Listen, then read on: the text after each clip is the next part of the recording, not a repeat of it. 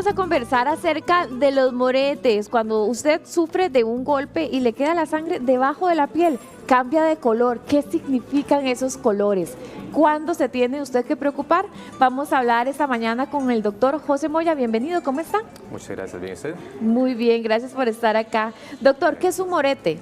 Bueno, empezando por un morete, ¿verdad? Un morete lo que es una extravasación de sangre que se da por una lesión, una ruptura de un vaso sanguíneo, generalmente un vaso sanguíneo de bajo calibre, como puede ser un capilar.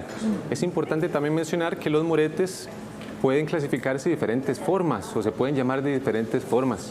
Las petequias es la forma de morete que es conocida, que son puntitos rojos que en la piel.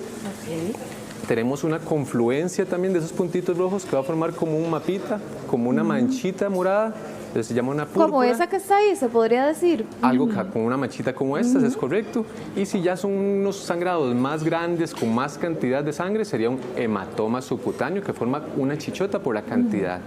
Hagamos un repaso, ¿le parece, doctor? Por los diferentes colores que tienen los moretes. Por ejemplo, cuando uno llega y se golpea, inmediatamente se pone así, de un color rojo.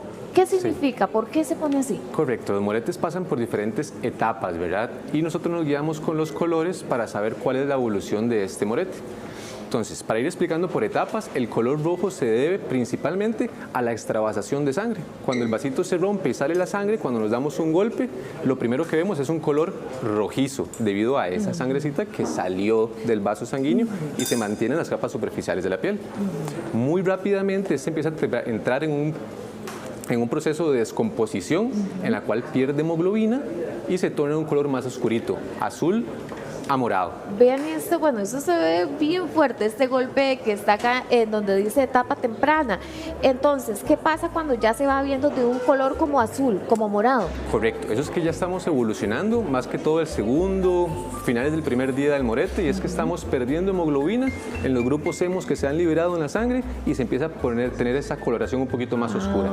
Bien, ahora, después vemos que va cambiando todavía más de color y uno se empieza a asustar un poquito más porque se pone verde, amarillo, acá como en la tapa media, eso ya parece como un mapa mundi. ¿Qué es lo que está pasando ahí? Sí, suele tener como colores un poquito, ¿verdad?, llamativos que suelen alertar a la población. Sin embargo, más bien debemos alegrarnos cuando vemos esos colores, porque eso ya indica que estamos evolucionando de forma adecuada.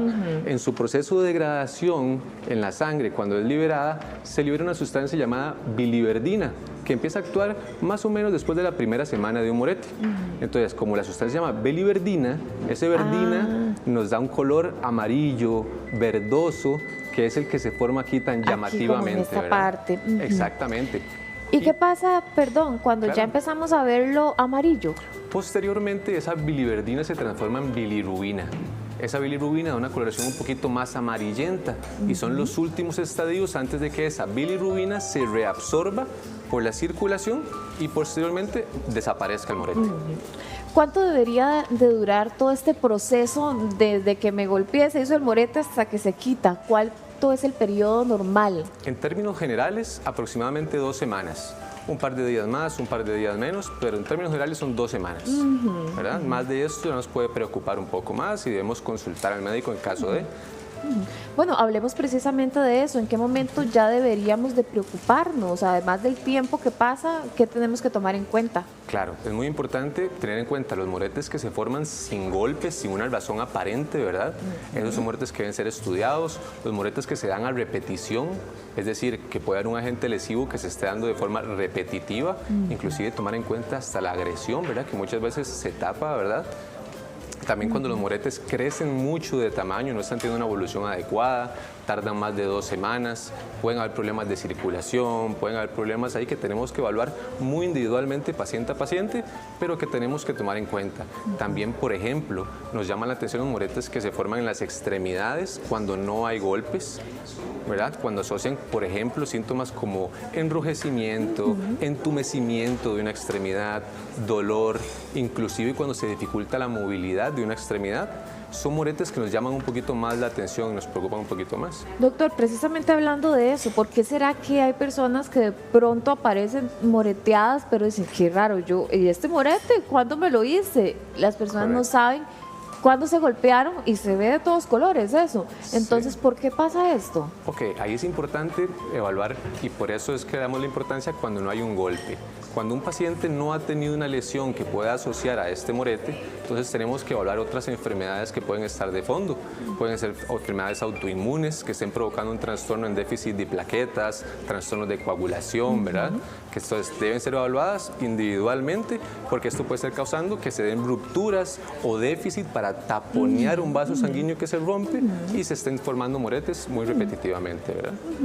Dice Sonsi que la mamá estuvo en el hospital y le quedó un morete donde le pusieron la sangre. Correcto. ¿Cómo se le puede quitar?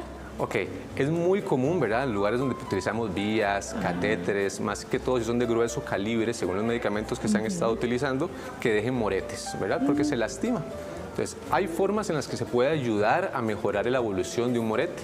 El hielito nos ayuda, principalmente en los primeros días, ¿verdad? Para formar vasoconstricción, ayudarle a ese vasito a que se cierre más rápido y que no sangre más. Hay algunas cremas, hay algunos vendajes que nos pueden ayudar también.